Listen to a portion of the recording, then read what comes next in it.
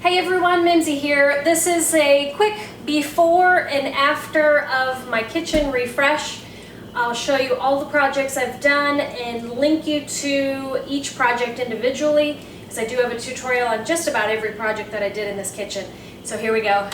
One of the first projects that I did, actually the very first project I did, was I turned that door that leads out to my workroom into a Dutch door. I cut it in half, took it off the hinges, cut it in half, and then rehung it as a Dutch door, and I love that.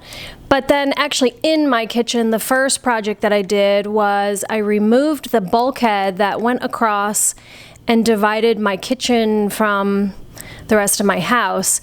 There was a bulkhead that, well, the bulkhead still continues around on the window wall, but it was also out over my island, and it ended oddly, just kind of abruptly halfway across. So if it had gone all the way across, I probably would have kept it, but because it ended oddly, that was the first project I did, was replace that bulkhead and put up that beam, and I have a tutorial about how I did that beam. And then I had some can lights above the island that were not right over the island. So I took out the can lights and moved the electrical in the ceiling because I had the bulkhead open. So I did that at the same time. I moved the electrical in the ceiling and hung two pendants to hang directly over my island. And then I bought these 3 bar stools from somebody on Craigslist or OfferUp, one or the other. I bought them for $18 for all 3 of them.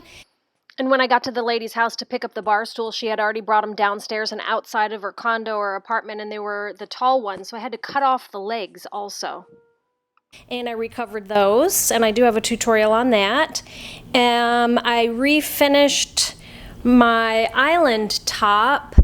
That was even before the bulkhead. I refinished the island top, and that's the feather finish cement that's on there now. So I just used the regular gray feather finish, and then I added a black cement colorant that I bought at Home Depot, and then after I put that on, I used some light gray paint to paint some veins in there, and then polyurethane the whole thing. I painted all my kitchen cabinets, and then I epoxied all my kitchen countertops and my backsplash. And then I built cabinet doors for that end as well, and I moved the light there was a light fixture up there, and I took that down and added in that can light because that light fixture was so close to the cabinets, it was hard to get things in and out of the cabinet. So I moved that box and put in a can light instead of the light that hung there, and put new cabinet doors there, and trimmed out that spot above the fridge a little bit better, made that look a little bit bulkier and nicer, and of course painted the fridge, which seems a little crazy, but I think it looks fantastic until I can get a new fridge. That fridge is very old, so why not, right?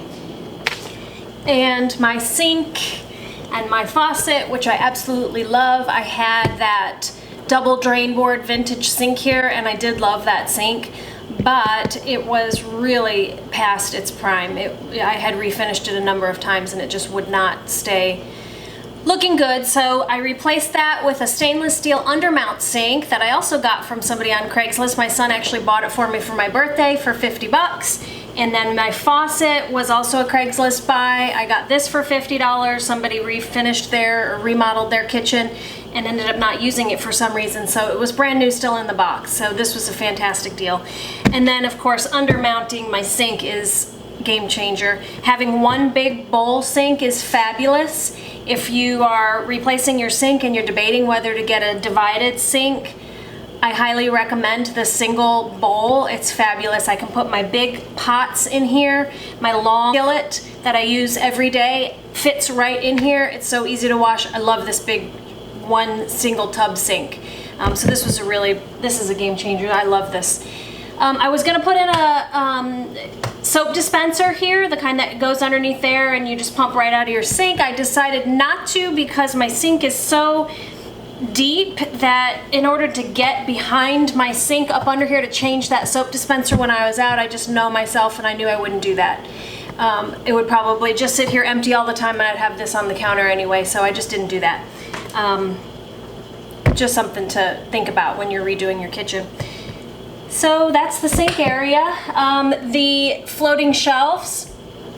I do have a tutorial on how I did these floating shelves. They're so easy. There's no building of shelves. This is actually a hollow core cabinet door, so check out that video. These floating shelves are super sturdy. I mean, they don't budge. They don't budge a bit. And I have loaded these things up. I had these before, but I did have to move this bottom one down in order to sit right on top of the backsplash. And then I removed the top shelf because it never got used. I mean, it held stuff, but it was just a dust catcher. So I removed that so that I could put art on the shelf.